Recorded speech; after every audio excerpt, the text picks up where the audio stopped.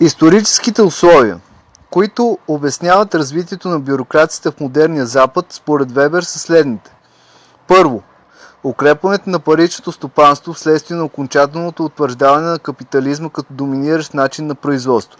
Паричната икономика стабилизира административните системи, като заменя заплащането в натура, присъщо на патримониалните и предбюрократичните системи с паричното заплащане под формата на твърди заплати на чиновниците, като експроприира последните от контрола върху административните разходи, привързва ги окончателно към власт имащите, възпрепятства ги да станат политически независими. Второ, качественото и количественото развитие на административните задачи на държавата. Възникват нови административни структури. Например, във военната област постоянните войски. В резултат на техническия прогрес се подобряват транспортните техники, комуникациите и така нататък. Всичко това разширява всекидневния обсег на действие на държавата.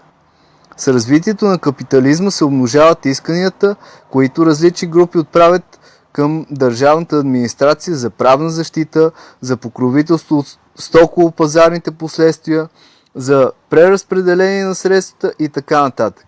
И, следователно, нарастват административните задачи на държавата.